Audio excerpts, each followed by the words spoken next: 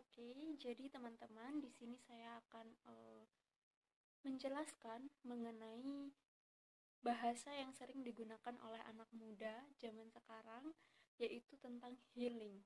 Nah, dari video ini diberi judul Healing Make You Feel Better, yang artinya bahwa healing atau penyembuhan itu bisa membuat kita merasa lebih baik. Jadi, apa sih healing itu? Mari kita simak bacaan atau tulisan setelah ini.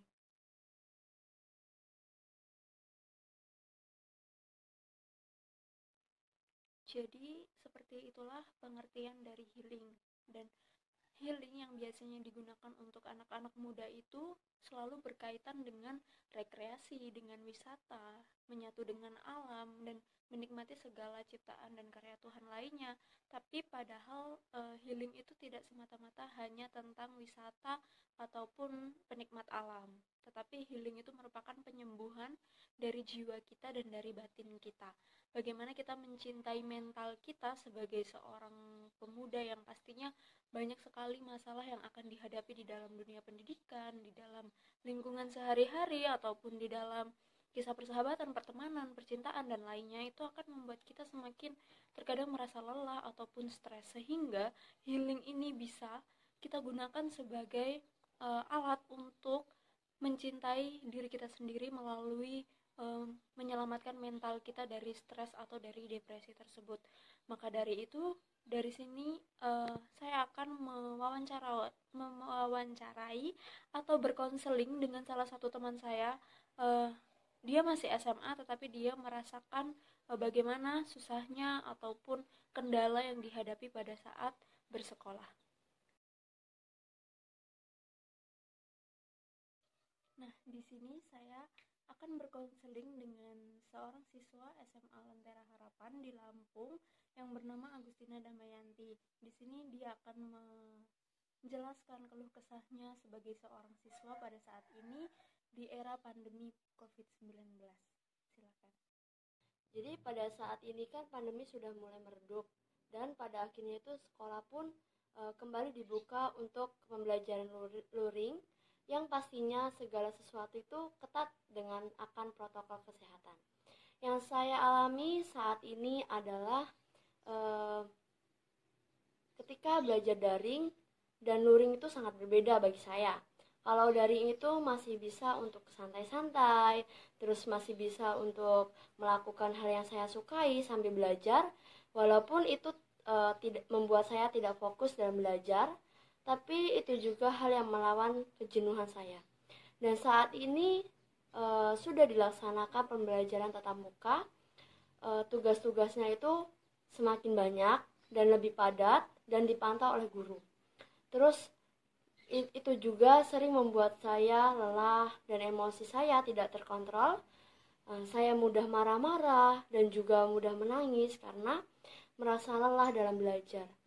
Sehingga terkadang lingkungan sekitar saya tidak mendukung yang membuat saya semakin lelah. Tetapi ini kenyataannya yang harus saya terima meskipun terkadang saya tidak tahu mau mengatasi emosi saya dengan cara bagaimana. Tapi saya berusaha mengatasi emosi saya seperti saya bermain keluar untuk menghibur diri saya sendiri. Biasanya saya lakukan dengan teman saya agar saya tuh tidak jenuh di rumah. Oke, jadi yang dijelaskan oleh teman saya ini benar sekali bahwa pandemi sangat mempengaruhi bagaimana kita belajar, termasuk untuk mereka yang sudah melakukan pembelajaran tatap muka atau luring. Pastinya akan banyak tantangan yang mereka hadapi untuk mengelola emosional mereka. Kadang mereka pun lelah, lalu lelah itu bisa menjadi marah, lalu marah itu bisa menjadi tekanan batin sehingga kita mudah menangis, benar ya? Ya.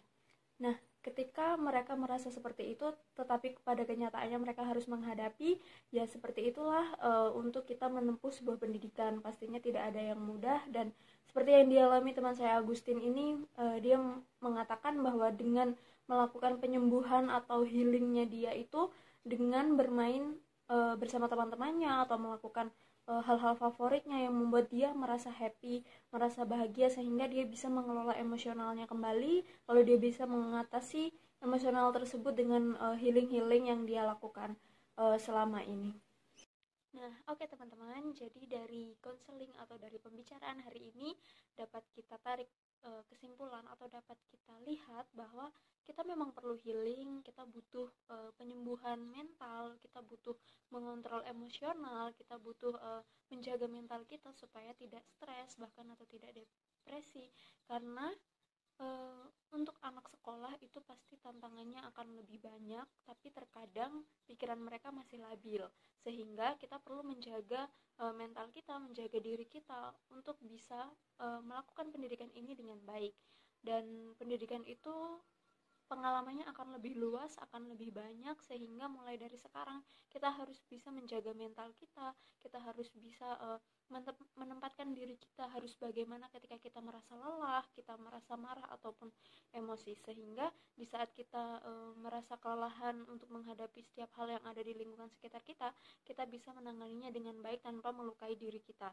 Karena healing itu tidak semata-mata hanya untuk rekreasi, menghabiskan uang, bahkan untuk hal-hal yang tidak baik hanya karena untuk menyenangkan diri kita, tapi dengan hobi kita, dengan kita melakukan hal-hal kecil yang membuat kita bahagia, itu merupakan dari penyembuhan batin, itu merupakan healing yang sesungguhnya, supaya kita merasa lebih baik, begitu. Jadi untuk pesannya dari video ini, semoga kita bisa menjaga mental kita, bisa menjaga emosional kita, kita bisa meluluhkan hati kita untuk tetap percaya bahwa proses itu tidak ada yang mudah dan kita juga perlu melakukan healing sejenak. Terima kasih.